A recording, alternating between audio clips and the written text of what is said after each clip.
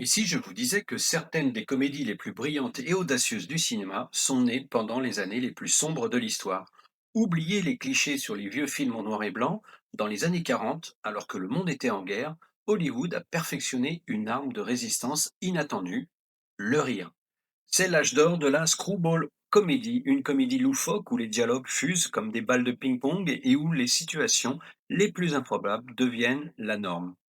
Des génies comme Howard Hawks, Frank Capra, Ernest Lubitsch y ont signé des chefs-d'œuvre qui influencent encore les réalisateurs d'aujourd'hui.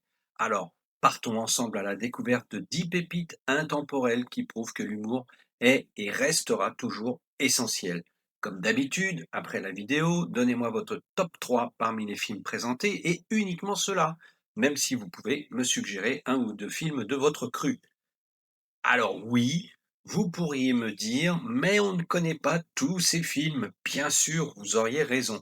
Mais il vous suffit de voter selon vos critères. Un réalisateur que vous aimez bien, un acteur que vous adorez, ou une actrice dont vous êtes sous le charme.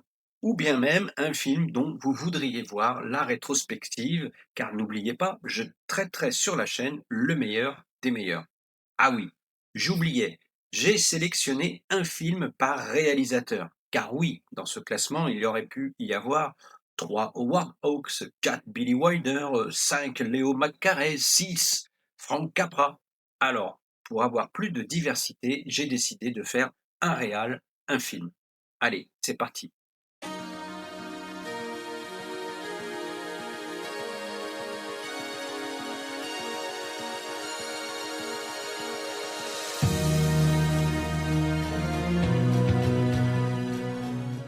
On commence très fort avec le chaos inimitable des Marx Brothers en 1941 dans The Big Store, les Marx Brothers au grand magasin. Le trio infernal s'attaque au temple de la consommation. Groucho, en détective privé improbable, est engagé pour protéger le propriétaire d'un grand magasin, avec l'aide bien sûr de Chico et Harpo. Leur simple présence suffit à transformer n'importe quel lieu en champ de bataille burlesque. Même si on les considère souvent comme le moins culte de leurs films des années 40, The Big Store est un concentré d'anarchie pure. C'est une satire mordante de la société de consommation, emballée dans des gags mémorables, comme cette course-poursuite surréaliste en patin à roulettes à travers les rayons. C'est le chant du cygne des Marx Brothers à la MGM, et on sent une énergie brute, presque désespérée, qui rend le film à la fois hilarant et étouffant. En 1942, Kipper gagne avec déjà un casting incroyable, Henry Fonda et Gene Tierney. Ça y est, votre cœur chavire dans une histoire où un couple d'arnaqueurs monte un plan pour escroquer de l'argent à un jeune millionnaire. Il trouve une jeune et naïve demoiselle chargée de le séduire. En fait, le garçon est désargenté et un réel amour naît bientôt entre les deux.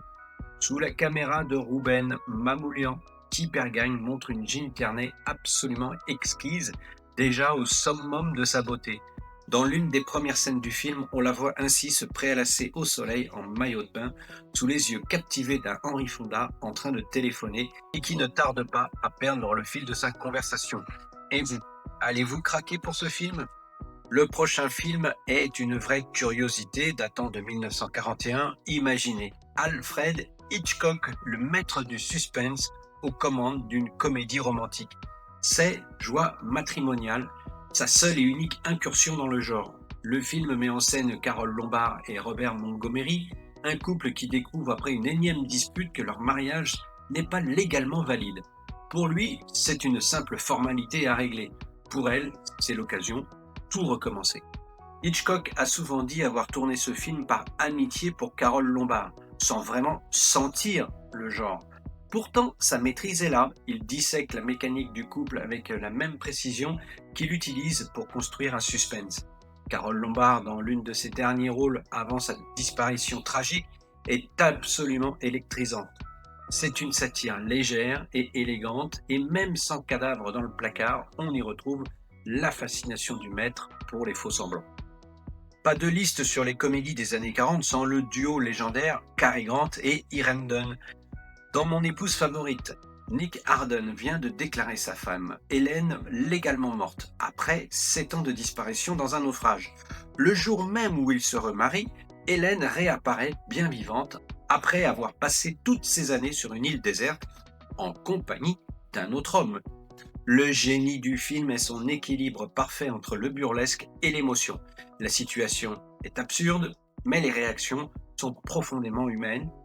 Cary Grant est au sommet de son art en mari complètement dépassé, oscillant entre la panique et la joie.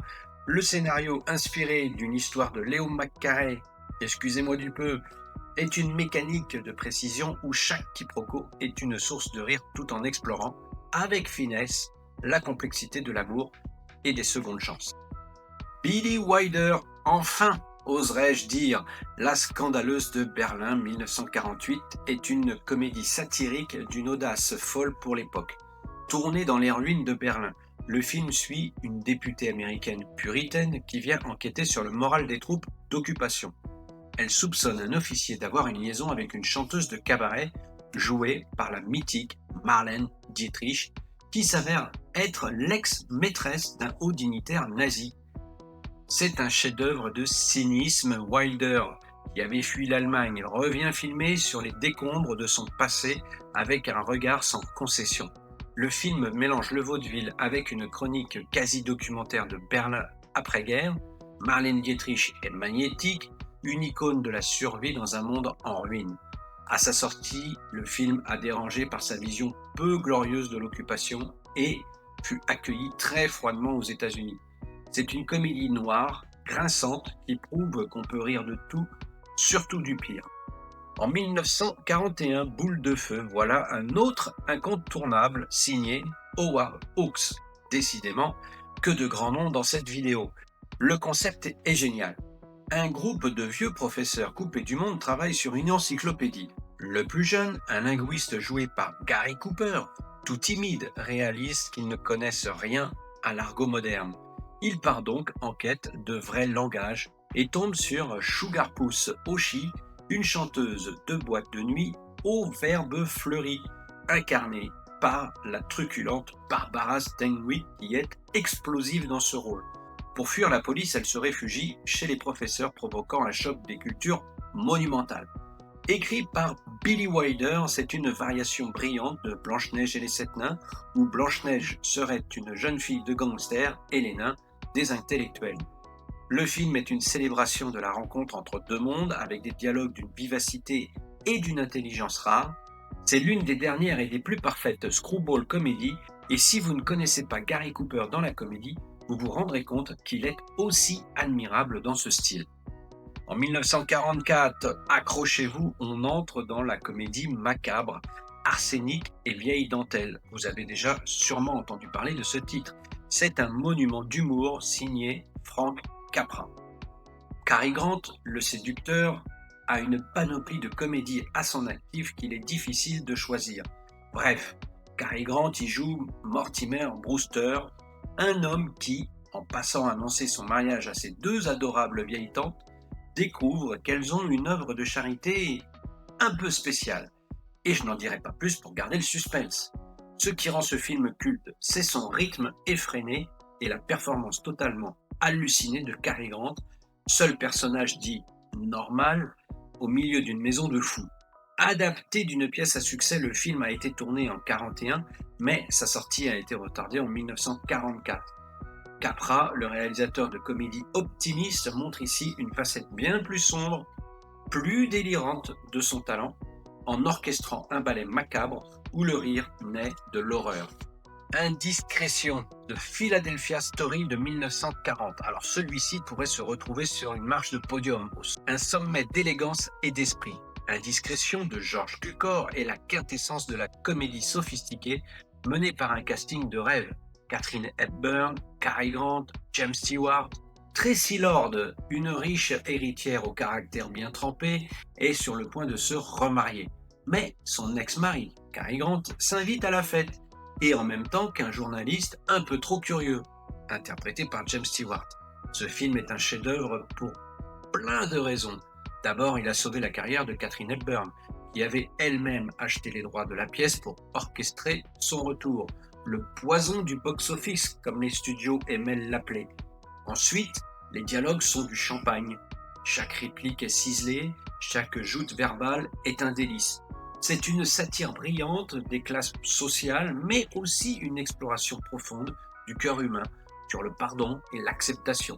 Un classique indémodable qui pétille d'intelligence et de charme. En 1948, nous voilà dans une fable humaniste signée Leo McCarey, le réalisateur à qui l'on doit tant de comédies pleines de cœur. Dans Le Bon Sam ou Ce bon vieux Sam, Gary Cooper incarne Sam Clayton, un homme si profondément bon et généreux qu'il en devient un problème pour sa propre famille. Prêtant sa voiture, son argent et son temps à quiconque en a besoin, il pousse sa femme jouée par Anne Sheridan au bord de la crise de nerfs. Le film pose une question à la fois drôle et touchante. Peut-on être trop bon ? Entre comédie de situation et drame familial, Leo McCarey explore les conséquences de l'altruisme absolu dans un monde qui en profite. Gary Cooper, souvent cantonné au rôle de héros stoïque, est ici touchant en idéaliste naïf et maladroit, constamment dépassé par sa propre gentillesse. C'est une comédie douce, amère, moins cynique que celle de l'époque, qui réchauffe le cœur tout en faisant réfléchir. Et enfin, un autre chef-d'œuvre absolu de la comédie, le joyau de la couronne de la screwball comédie, signé par le génial Preston Sturges. Un cœur à prendre ou un cœur pris au piège, préféré The Lady Eve en version originale, est une merveille de malice, d'intelligence et de rythme. Barbara Stanwyck y joue une arnaqueuse professionnelle qui, sur son paquebot, jette son dévolu sur un héritier richissime et timide,